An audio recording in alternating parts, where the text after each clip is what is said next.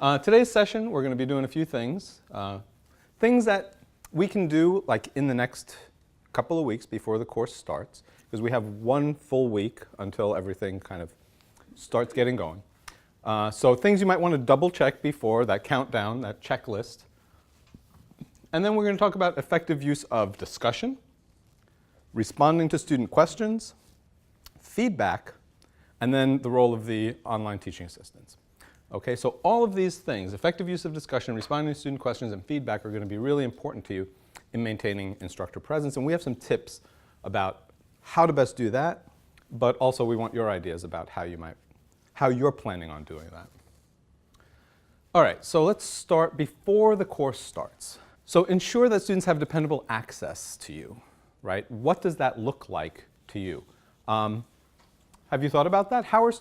Do students know in your class, I have a question about anything. This is how I'm supposed to get in touch with the instructor. We have contact information on Blackboard. Okay, so you're just going to have your instructor contact information on that side menu, and you'll just have your email address and everything like that. Okay, that's great, as long as the students know that that's how they get in touch with you. Then you can check your Blackboard notification settings. That's a nice way to keep abreast of everything, and I'll show you how to do that. Your Blackboard notification settings is something that's kind of hidden, and you might not even know that it exists, but it's a way for you to get emails when students submit their assignments, if you wanted to do something like that. And then establish a schedule for communication and stick to it. So whatever daily to-do list fits for you, works for you, would probably be wise. So, keep a list. Okay, when I start my virtual office hours, or my online office hours, and they're slightly different, I'll talk about that. When I start my online office hours, so I'm going to start my online office hours, and I will check the emails from the class. I will go to my discussion board if I have a discussion board, right? So all those things that you need to do on a daily basis, make sure that you've got that daily to-do list. I'm terrible at organization, so without that to-do list from me, I'd be completely lost. So do we want to take a look and see a couple of examples? One of the things that I've done in a course, in a Blackboard course, to ensure students have dependable access, and then how to check those Blackboard notification settings. Let's take a look at that.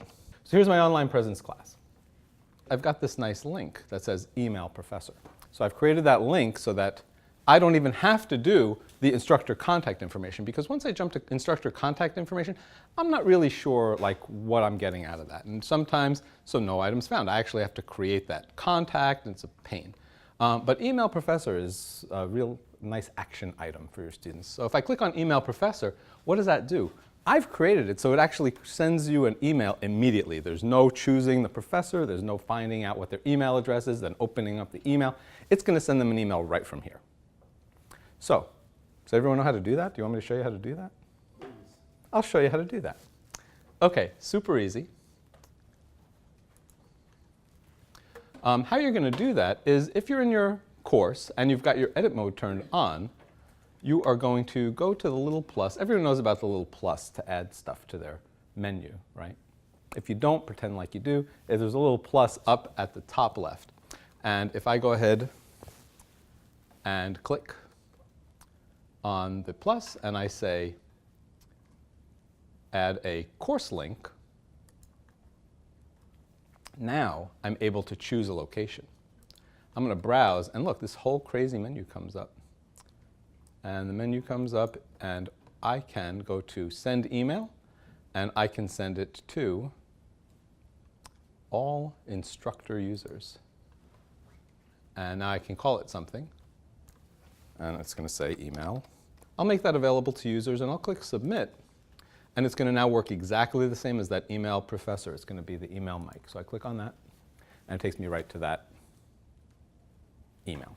So just a kind of a nice way to ensure that you have one way to tell students how to interact with you, right? It makes it easier for them, and it makes it easier for you. Now let's talk about those notifications. I mentioned, so now if I'm in my course and I want to change those notifications, up here on top, they really like to hide things in Blackboard. Where your name is, you'll see this pull-down menu. And in there, if you go into settings, you can change your notification settings. And now it gives you the option of changing it for all your courses. You will not have anywhere near this number of courses. I'm going to choose my online presence course. And I can choose all of the things that I would like to be emailed about. Or if I want to put in my mobile number, I can do that as well. And it will email me when a student submits an assignment or anything else that is on this list. So let's talk about effective use of discussion. Now, if you're completely set with how you're going to do discussion, these are just some ideas that you can think about if you would like to adjust. But if you're set with discussion and you're happy with the way that your discussion is set up, whether that's a discussion board or whether that's VoiceThread or anything like that, I wouldn't suggest that you change that right now. But you might get some tips as we're talking. Right? You may decide, oh, I'll put the students in groups instead of having the whole class participate in one free-for-all discussion. So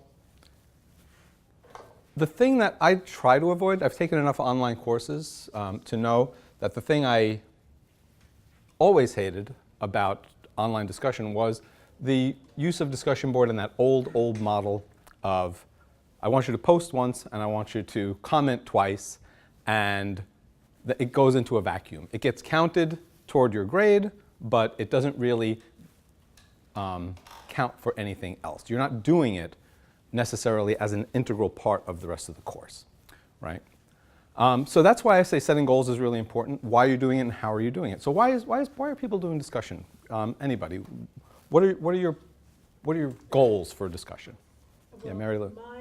I have one goal in that I would prefer my students to not always just email me with their questions, and I have it written in the syllabus that even if they email me their question, I will probably turn right around and put it on discussion board and answer it, because it's like in the classroom, it's a blessing when somebody asks a question and they were brave enough to ask a question, and I know they helped a third of the class. So my goal is to get more information out to everybody. So I'm going to encourage them to write. I'm hoping that they will, even if they emailed me their questions, after a while, they'll just start putting them on discussion board, realizing that that's where they're going to end up anyways. So we'll see. So you're expecting the other students in the class to then respond to those questions? If they would like, they can. Otherwise, you would respond to the question? Yeah, right. Mm-hmm. Okay. I'm hoping it'll be a little bit more community-oriented, but you never know in mathematics. They're pretty close-lipped in mathematics. They really worry about saying the wrong thing. So. Right. So this is looking more like an FAQ than a discussion board. It will be, yes, sure. Right. Okay. And that's really helpful for you, but it's also helpful for the students because. Oh yeah. Otherwise, I'm going to answer the same question. Right. Anybody else using discussion in a different way? Well, if you use it in the way it was just described and you comment back to the student, then that's a very good way to communicate. And it doesn't make them feel like it's busy work, because they're going to get a grade for it and you're going to tell them why. Right. But now this is something, well, which way do you mean? The one that Mary Lou just described? Right. Well, yeah. It's the same thing. They're going to submit, well, no, it's not exactly that way. I have a list of questions related to the chapter topic that we just covered. Right. And they can pick one of those questions to submit an answer. And then will other students be responding to that? Every single student needs to respond to a peer's answer to a question, Right. not necessarily the same one. Right. They tend to pick the same question that they answered to respond to a similar, the same question that someone else answered, so they can flesh it out a little more, or something Okay. like that. So Yeah, it's not as clean as I would like it to be, but I think the comment on the part of the instructor is a necessary part Yes. of making it worthwhile to the student. Right. And if the student doesn't feel like the students who are answering, like the students who are doing the original post, you have to do the post, right? And it's got to be something that you actually are interested in writing, hopefully. But now, right, in responding to that post, if the instructor is not watching that, that's a lot of effort from the instructor's perspective. But if the instructor is not watching that, then it can be very perfunctory, where the student will say, I agree with student A. Right. This is wonderful. Like, okay, how does that help anybody? So just things to think about. Is that kind of discussion, is that kind of communication helpful? Is it reaching your goals that you want for your students in making a discussion? Or does it feel like I could have done the course without this, right? So just things to think about.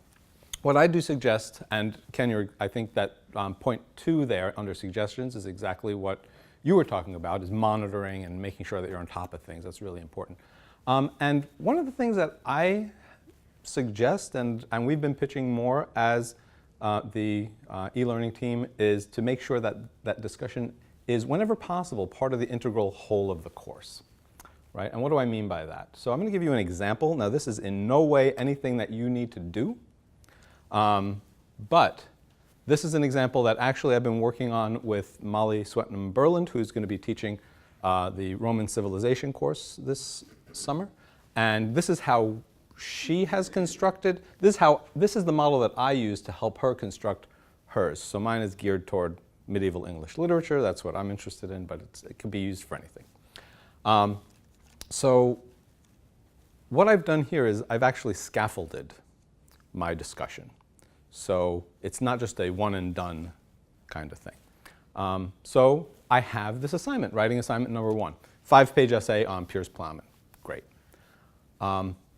Now, if I'm going to use discussion the way that I want to in an English class, I really want students talking about this before they start writing their papers. So I'm going to put students into groups. In this case, I'm going to base the groups on how they like to communicate, because they're all going to be online students. Some of them might want to be synchronous. We can all meet Tuesday afternoon at 3 o'clock, and it's much easier, so we're just going to Zoom a session. So the 3 of them or the 4 of them are just going to Zoom that session, and they are given a question to discuss. Some students, they just want to fill out a Google Doc. They're working at different hours. They can't get anything together where they can meet at the same time. So they've got a Google Doc that they've created and they've shared with me. Ultimately, everyone is going to set up a Google Doc to share with me, because they're going to show me their work, right? So that's assignment 1A. They have that initial conversation, however that looks. Assignment 1B, and the nice thing is it's scaffolded, so it leads to that writing assignment that they're going to have later on. Assignment 1B, so they will create that Google Doc, as I mentioned, and then each student, and they'll list their name, will prepare a paragraph on the poem. And that's what I will look at. And that's what I will then give comments on the side in that Google Doc. The final writing assignment, 1C, I tell the students, now use something that you heard in that conversation and quote the other student in your final paper, in that writing assignment. So that's one model, right? It's a model that I think works in an English literature class. There are models, I think that a model that is very resource focused, like in your FAQs, works great for a math class. But it might work for a math class. This might work for a math class where they have to write a paper or have to discuss ideas and then come up with a written assignment, right? Any questions or comments or, yeah, I'm sorry, I keep pointing over there because that's where I'm looking at the screen. Yeah, I explained that to everybody else, but, oh, and there's pizza. Okay, okay. Comments, questions? What do you guys think?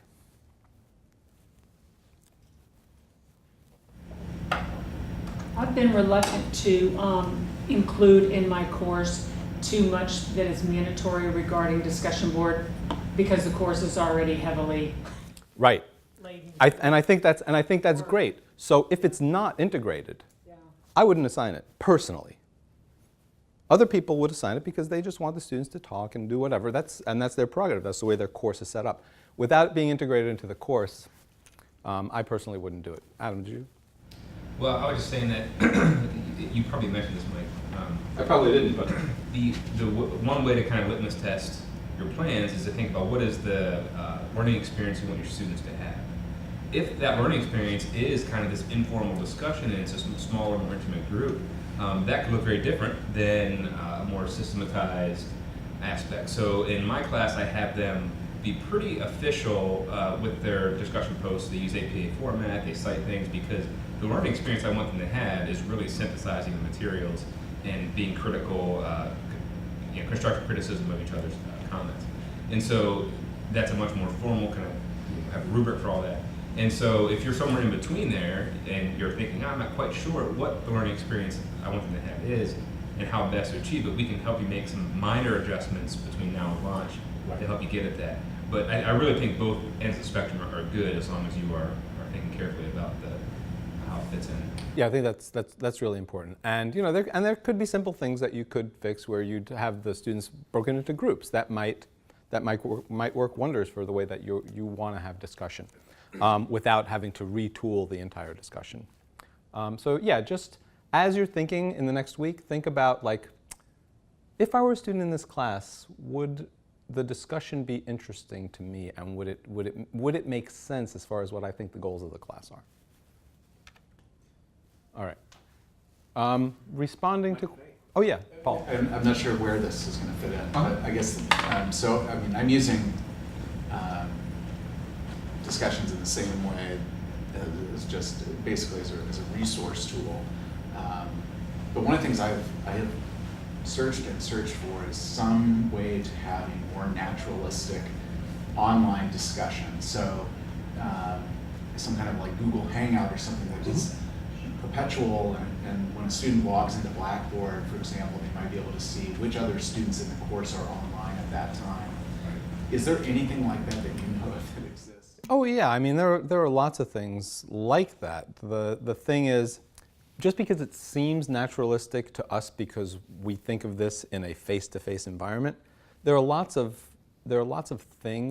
ways that people communicate asynchronously that we do all the time that we're much more comfortable with when we're talking about online stuff. So I wouldn't necessarily worry about the platform. I would worry about how do people really want to interact with each other, because they might want to do this, depending on what your questions are, asynchronously. Think about how popular Facebook commenting is.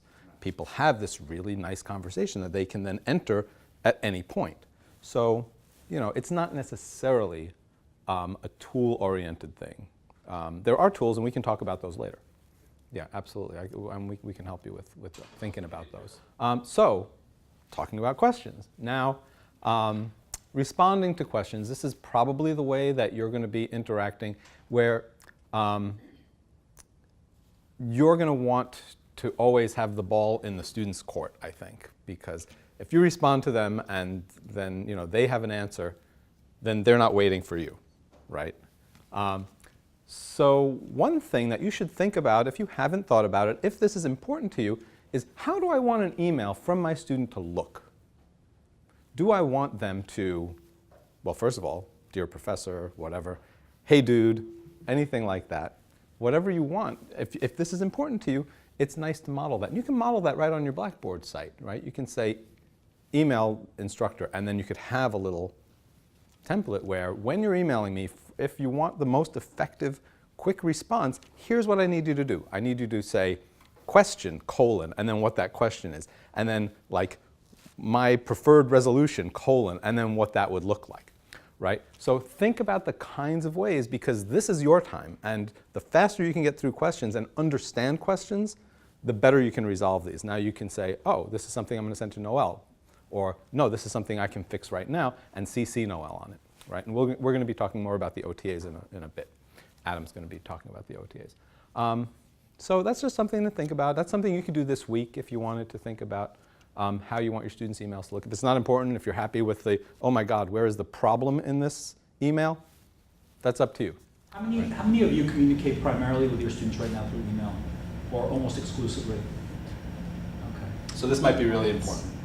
Well, in online, obviously, it becomes much more, the face-to-faces might not be an option, so you will almost certainly be receiving more email on an online class than you receive in a regular class. So I've seen people be from very flexible on what type of emails they receive to be really draconian to say, your subject line must include, what type of question this is, or so you can triage it as they come in. Thanks. Rule of thumb, maximum of 24 hours to respond to questions. Now, there are ways that you can work this so that it works to your advantage. One of the great things about having those online office hours is if you tell them, I'm going to be looking at emails from 2 p.m. to 3 p.m.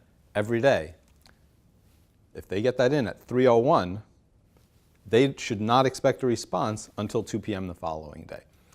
That, just knowing that coming up front, rather than have it go into a void, is super important for instructor presence, right? And if they know that, oh, okay, great. I'll get this in, and now I can do other things. I won't worry about that. So it's important to know what that time limit is, how soon I will get back to you, but then also when I'm actually checking, right? So you might even tell them, hey, if you get your questions in before 2 o'clock, I'll answer it today. Are any of you going to be in different time zones in your classes at some point or during the entire class?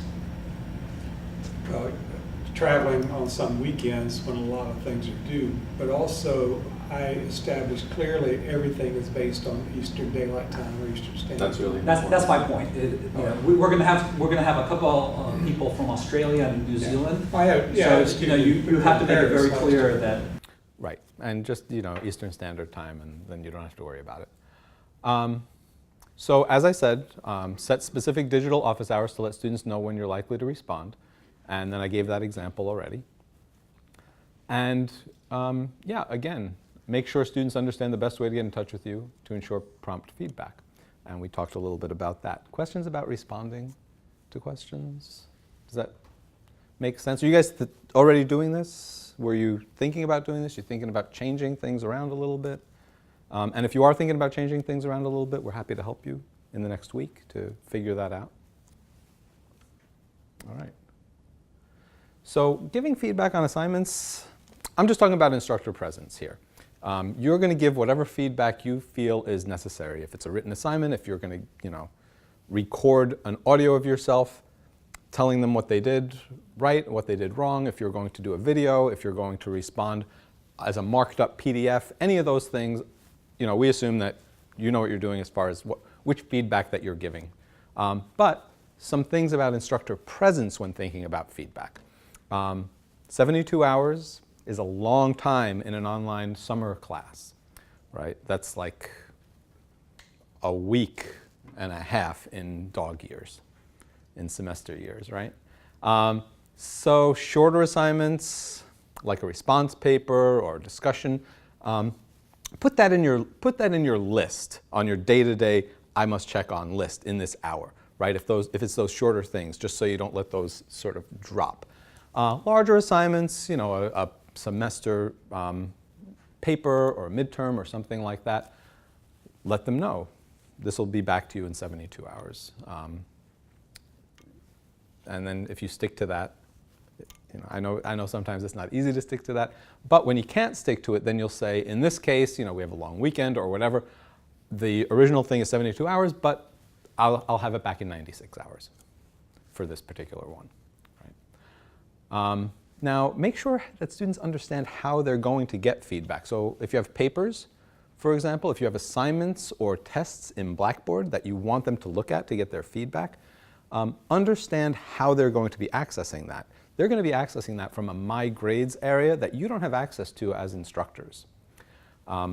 If you have a course that is very heavily centric on Blackboard assignments and quizzes or tests or things like that that are built into Blackboard, a good thing to do might be to create a student persona for yourself so that you can join the class as a student and then see what the students see. And that way you'll know, oh, I need a little My Grades menu item that takes the students to their My Grades, and then, oh, that thing that I gave all the feedback on, I forgot to actually give them a grade, even though I said it was ungraded and I just wanted to give them feedback.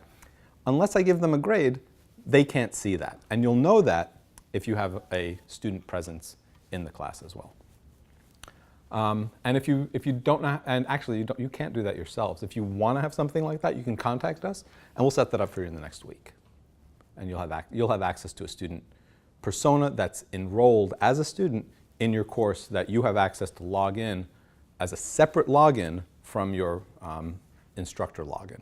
Makes things a little bit easier for you. So that's something we do have to. You can just tell us you want that, and we'll do it for you. And we'll put them in the right class, and you don't have to worry about that. We'll just send you what that login username and password is. Yeah. And it'll probably be something like WMB and then your username, something like that. Questions about that? And that's all I have for right now, since there are no questions yet. But now Adam's going to talk a little bit about the new online teaching assistant thing. Pop that open. Can I ask one question since we're moving? Yeah. Because that was related to the assessment part, but one of the things that I've set up, and this will help knowing that I can get a student account, because one of the problems is I can't see what it Yes. turns out as, is using Proctorio, online, the digital proctoring stuff. You should be able to use that. Yeah, and so I've been selecting these options, but I have no idea. Yeah. Does it tell students what happens when? And that's one of the great things about, yes, creating your student user. Then we can, you can go through and do the proctoring. Hi everyone, I'm Adam. There's a few people I haven't met yet. I'm Adam Barker. Noel, nice to meet you in person. We've been emailing. So did you guys already cover kind of some of the changeover stuff?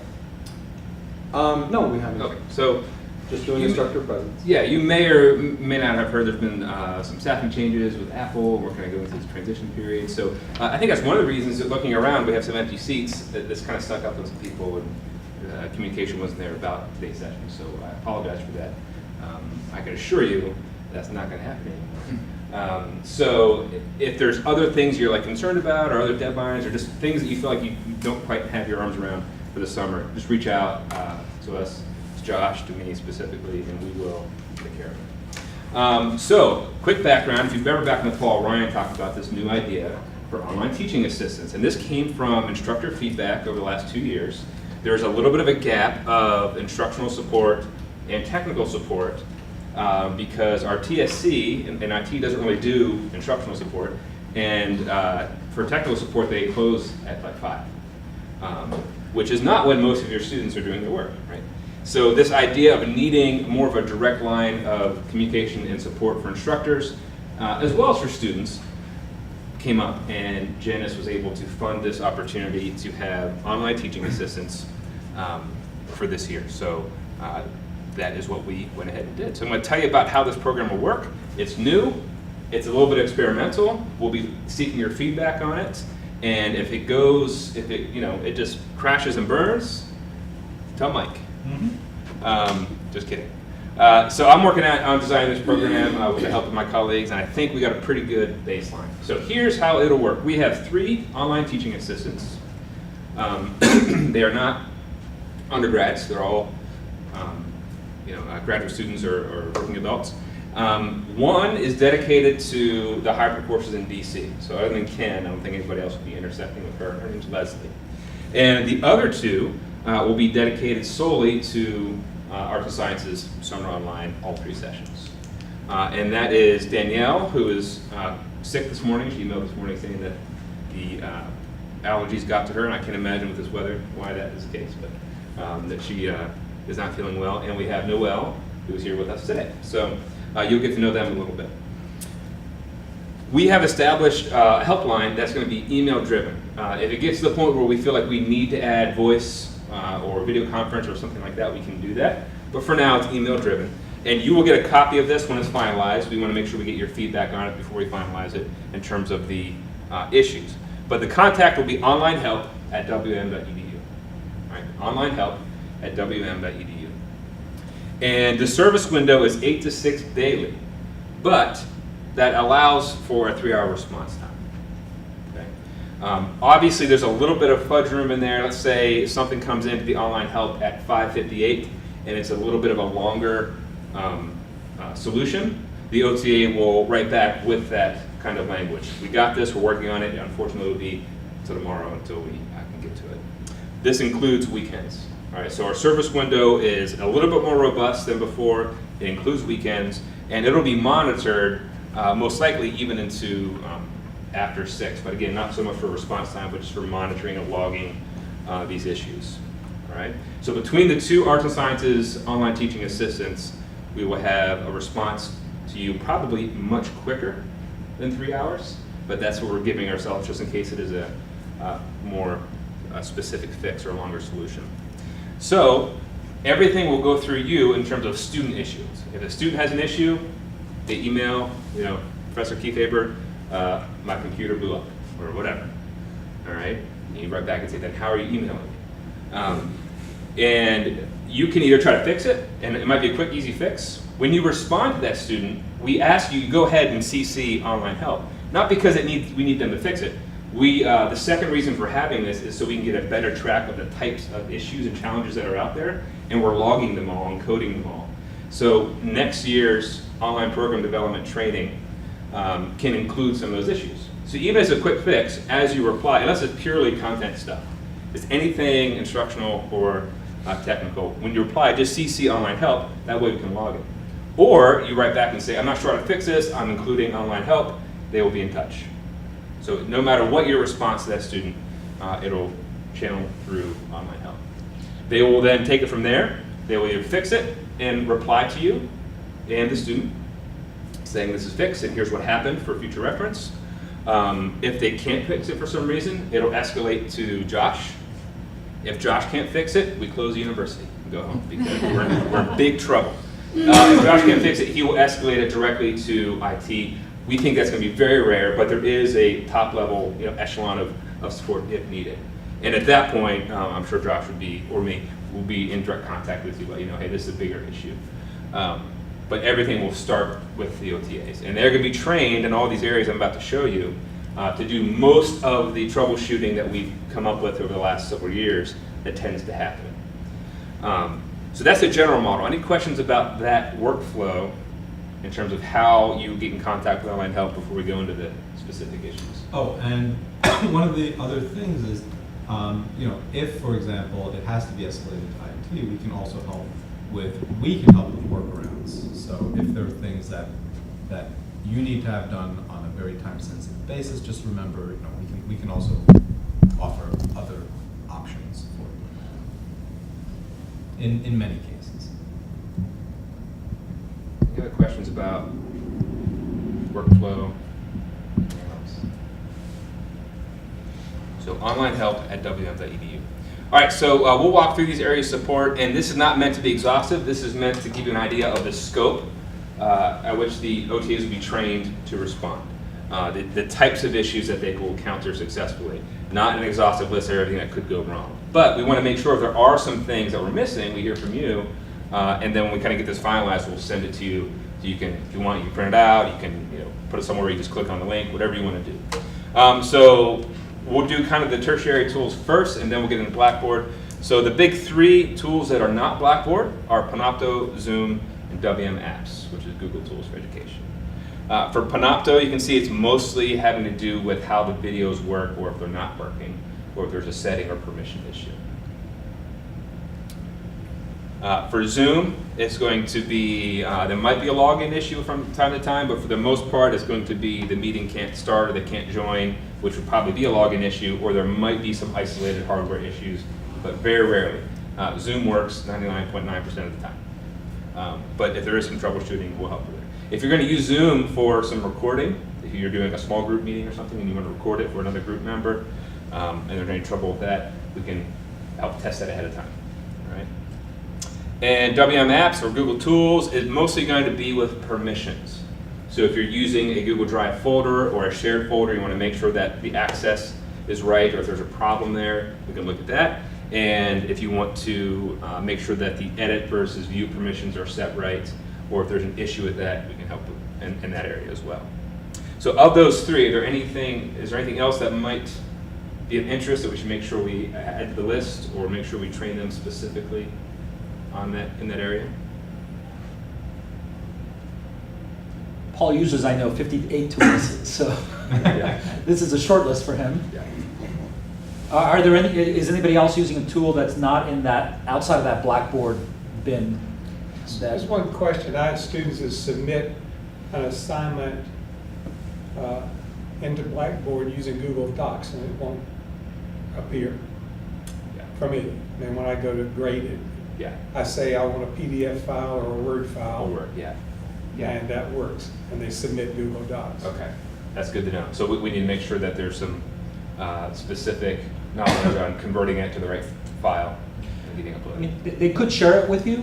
You could annotate on their Google Docs, but if that's not what you're set up It won't for. go in the grade book. Right. Right. Yeah, you want to grade it in frame. You You gotta have it. So Yeah, you gotta have PDF or PDF. Word document is And Google Docs will do that, so that comes up, that's something that they could help with. Good point.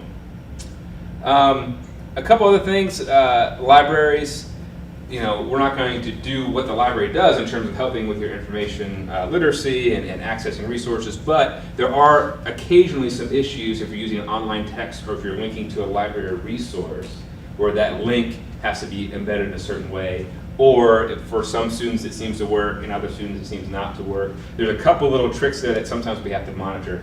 It's gotten much better. It used to be you had to go in there and edit each link individually and put in what they call a proxy so that if you're off campus, you can still get into the resource. Now, that's pretty much fixed, but depending on the location of the original text, there are some issues there with access and linking. So we'll make sure they know the basics of that. As you're prepping your course, if you have a question about that, let us know. If you want us to test it, let us know. The rest of this is Blackboard, and I'll come back to that in a second, except for a couple things that are kind of sectioned off. All right, we do have a VPN, which is basically it's a private network. It's a tunnel connection for those who are outside the country. Specifically, it was set up for those in China. And if you have any students that are going to be using the VPN or having questions or concerns about that, let us know. That will go directly to IT. IT handles all the VPN stuff. But it might kind of channel through you first, and we can help make sure that connection is made. And then there's non-William & Mary tools that we don't have necessarily contracts with these companies, but we know that instructors are using them. So we can't provide specific support guarantees, but we can, on a case-by-case basis, test some things out if you want to look into them. That includes Proctorio, Piazza, and VoiceThread. Are there any others that you can think of that we might want to add to that list in terms of awareness?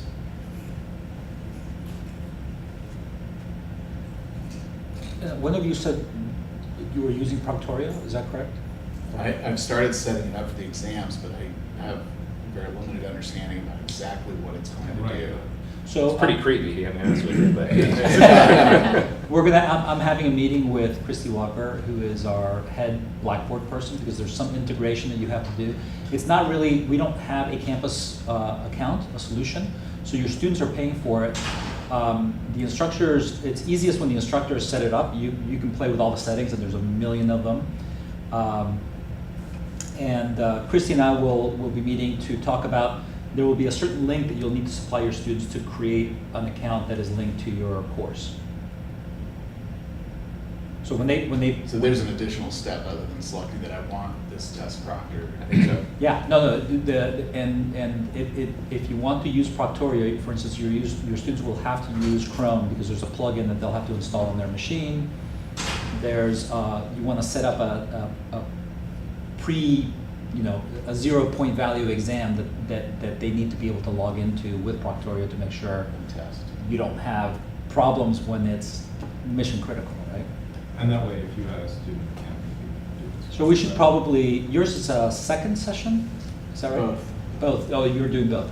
We should meet next week to hash out, if you're gonna use that, we need to iron out a couple of things probably. Yeah. Okay. Yeah, that's good. I'm glad they came up because we didn't know about that one. And you don't need to, have something right now, because what's going to happen is any technical issues you're having, you're going to send that email to the OTA will log it, and it'll work the same. The chain of command will work exactly the same. If the OTA can fix it, they'll fix it. If they can't, they'll send it to Josh. And then we'll just add it to the list eventually, as things that we need to train the OTA on, or things that, So in terms of Blackboard, where kind of maybe the bulk of the potential issues happen, these are the general areas that we'll be training on. Navigation, basic navigation, a lot of that is browser support. It could be some links that are dead or broken. It could be navigation within the course, something's out of place. That's going to be the one that you get. The what? My menu disappears. Menu Will be the one that disappears. everyone will Yeah, you get. can't find that little chevron. It's like a Easter egg hunt every time on Blackboard. So that's what we mean by navigation. Browser issues could be navigation, but also could be some things that are actually not visible. Proctorio is a good example. There might be some linking issues with Panopto. You never know with browsers. They kind of keep you on your toes. In general, we like Chrome and Firefox in general. And there are a couple things that are only in Chrome. And so we try to anticipate those things. And one of the things that the OTAs will be doing is they'll have a workflow where they check in with you. I was thinking once a week. If you all think that is too much, let me know. But the idea is, you know, hey, I see you have this going on this week. Is there anything I can help in these areas, or is there anything I can look at ahead of time for you? That kind of thing would be part of their workflow for the summer. And in addition to checking in with you weekly, if you have kind of hotspots throughout your course, like a proctorio exam coming up, or a more robust video session, or a synchronous session, they will put that on their timeline. So as that's coming up, they can check in and, you know, see if you're ready, see if they can help in a more specific way. Are you saying that you're going to encourage the online teaching assistants to contact us and say, is there anything we can do a week prior or ahead of time? Yes, part of their workflow, the idea would be they would be checking in with you on a regular basis to help anticipate some things. In addition to being responsive, we want them to be a little bit proactive. Could even be, can you check this? Can you check and make sure that this is visible? I think that would be awesome. Okay. I can think of just a couple of critical, but you know, like the mid-semester tests that I have in Blackboard. You're just, Okay. because again, it is a little weird because you check it on your end, and there's always that lingering doubt whether or not, you know. Yes. I mean, I guess I could be a Go student in my own class, like you mentioned, but yeah, I don't think that the worst that could happen is I just say, no, I think everything's fine. Good, okay. That's one of the things we did specifically discuss is we have key dates for all the courses, and we're gonna have to check in before those so that we know that everything's functioning for those key moments. Yeah. I think the larger aspect of this initiative was to have a little bit more conversational support and partnership throughout the experience. Instead of just saying, hey, your course is open, have a good 8 weeks or whatever. Yeah. So, and not to say that's how it was before, but this is a step towards that more proactive range. We're going to be a good ground control. That's right. That's all. Yeah. Did you use my joke about we don't want you to be under pressure? No, I missed that one. Oh, that was good. Freddie Mercury would appreciate that. So, time to release. As far as I know, what's the other one? Not time to release. The adaptive release is out the window, right? No one's doing that? Some people are, but nobody here, I don't think. Okay, so, And we moved it to everybody. yeah. So time to release is a little bit different, but that's an example of something that they will be able to check and make sure the settings are good. If the release is not, happening, they can look at that. Linking, most of the time, linking in Blackboard is pretty straightforward. Sometimes it's better to do an embed in the HTML code rather than the link. That's something they can help with. They can test the links. They can look to see if there's an issue with it. They might suggest, hey, move the link here, or have it as an embed code or something like that. Assignment access and links. This will be really good for that kind of student perspective. Is it clear? A lot of this comes out in instructional design. Like, is the flow of this course clear? But beyond that, when you move one thing from one place to another, did the link go with it? Does it work? Is the assignment open to everyone at the right time? Those types of things. So they'll have general knowledge of how assignments work, both building them and checking them. And I think that, I think there's two more. My grades. This is, I think Mike touched on this. This is, if you're not using Grade Center, linked to your assignments for feedback, My Grades is where they will probably go to see how they're doing in the course. So If you are using Grade Center, but if you're not building the assignments in, they can't go to their assignments tab, is what I'm saying. well, they'll always have a My Grades tab. Yes. And that's where they're going to look for their. And that's where they're going to look for all their assignments, anything you build in Blackboard, that's where they're going to look for. Still be familiar with that and can give you that student view if helpful. Safe Assign, the options of setting that up when you build the assignment versus submitting individual assignments to Safe Assign if there's a suspicion there. They will have the basic knowledge on that. Okay. So those are the big Blackboard categories. Is there anything we should add to it? I'm just curious if anyone has used, I haven't used Safe Assign for several years now. Yeah.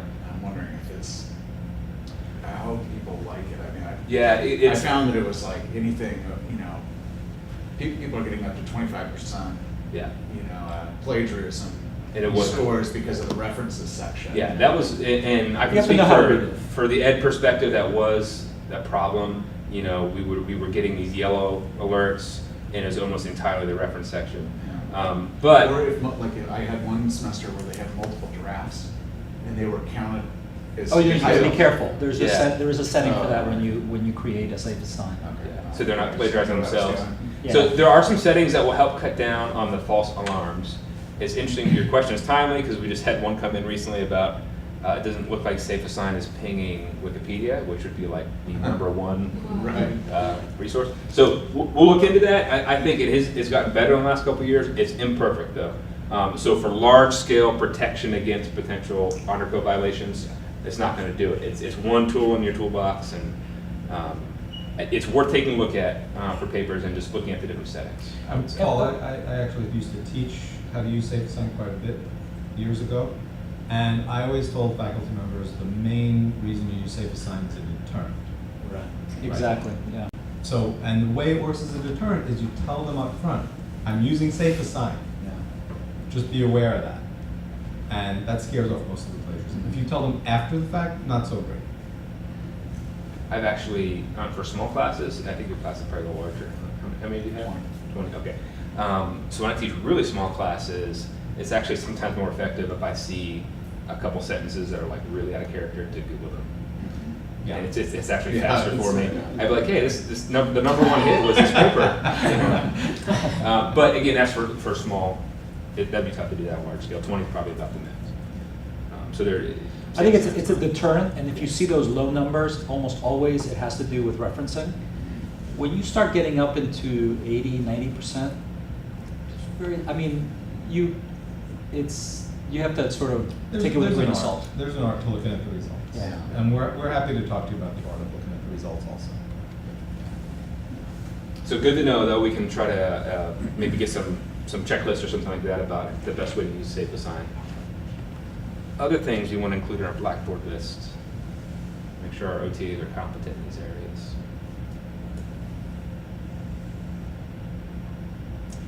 As you finalize and get things ready, feel free to let us know. We want to be both responsive and proactive with our summer OTAs. We have great folks in those positions, and I think it's going to be a real success. But we need to know if in summer 19, if we need 3 OTAs, or maybe we only need 1. It's important that we get this data, so we'll be capturing a lot of this and tracking it along the way. Okay? Yes. How many online classes will be offered each session this summer? Each session, I don't have the breakdown. Maybe Josh has. I think we have a total of 18 and then 3 hybrids, so a total of 21. But per session, Josh, do you have an estimate? Maybe only 1 for 3rd session. I think there are only 6 for the first session, including Paul's, which is running both. Okay. So, don't worry. Yeah, so that would leave, with the 1 on 3rd session, even 9 or 10 for 2nd session.